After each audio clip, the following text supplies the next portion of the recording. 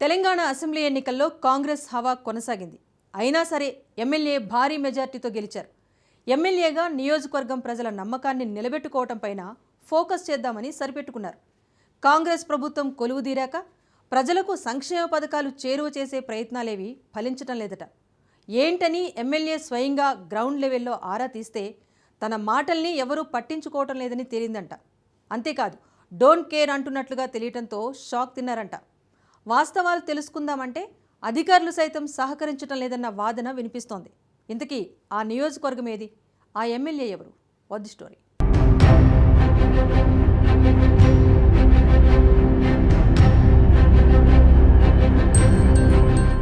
2024 assembly ఎన్నికల్లో ఉమ్మడి ఆదిలాబాద్ జిల్లాలో 8 నియోజకవర్గాల్లో కాంగ్రెస్ అభ్యర్థులు ఘన విజయం సాధించారు. బోధ్ నియోజకవర్గంలో అనిల్ జాదవ్ విజయం సాధించగా, ఆసిఫాబాద్ నియోజకవర్గంలో కోవా లక్ష్మి గెలుపొందారు. రాష్ట్రంలో కాంగ్రెస్ పార్టీ ప్రభుత్వాన్ని ఏర్పాటు చేయటంతో బీఆర్ఎస్ నుంచి గెలుపొందిన ఎమ్మెల్యేలకు ఇబ్బందులు ఎదురవుతున్నాయి. ఈ క్రమంలోనే నియోజకవర్గంలోని ప్రజా సమస్యలు పరిష్కరించడం కోసం ఎమ్మెల్యే కోవా లక్ష్మి ప్రయత్నించినా పనులు జరగటం లేదు. అక్కడ పనిచేస్తున్న అధికారులు కాంగ్రెస్ పార్టీకి, నాయకులకు మాత్రమే కొమ్ము కాస్తున్నారన్న విమర్శలు వినిపిస్తున్నాయి. పనుల కోసం ఎమ్మెల్యే ఫోన్ చేసినా స్పందించటం లేదన్న ఆరోపణలు ఉన్నాయి.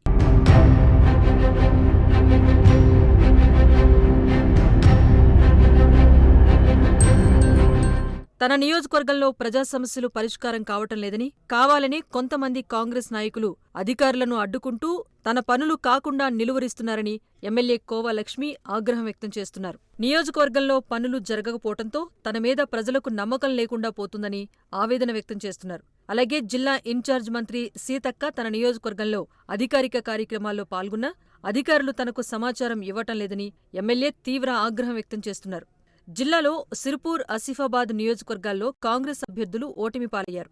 దీంతో ఆ నియోజకవర్గాల్లో కాంగ్రెస్ పార్టీకి చెందిన చోటామోటా నాయకులు ఆధిపత్యం కోసం పోటీ పడుతూ ఇతర పార్టీ నాయకుల పనులను జరగకుండా అడ్డుకుంటున్నారనే ఆరోపణలున్నాయి. ఆసిఫాబాద్ నియోజకవర్గంలో ఎమ్మెల్యే చేస్తున్న పనులకు అడ్డు తగులుతూ ఎమ్మెల్యేను నియోజకవర్గంలో డమ్మీ చేయటం కోసం కంకణం కట్టుకున్నారట. దీంతో నియోజకవర్గంలో కాంగ్రెస్, బీఆర్ఎస్ పార్టీల మధ్య ఆధిపత్య పోరు తీవ్రస్థాయిలో సాగుతుందన్న వార్తలు వినిపిస్తున్నాయి.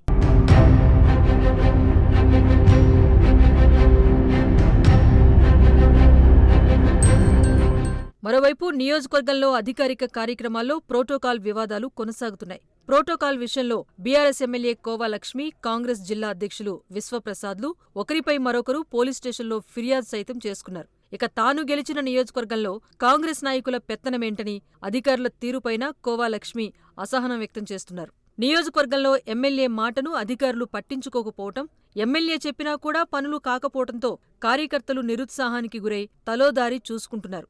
దీంతో ఎమ్మెల్యేను నమ్ముకొని పార్టీ కోసం కష్టపడి పనిచేసిన కార్యకర్తలు, నాయకులు అయోమయంలో పడ్డారు.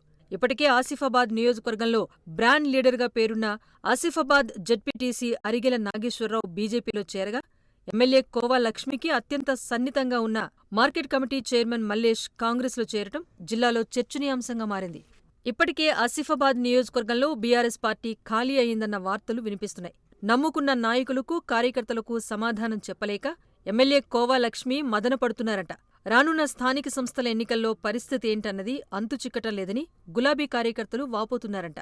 పార్టీ సంగతేమో కాని నియోజకవర్గ ప్రజల సమస్యలు పరిష్కారం అవుతాయా లేదా అని చూడమని వాళ్లే సూచిస్తున్నారంట.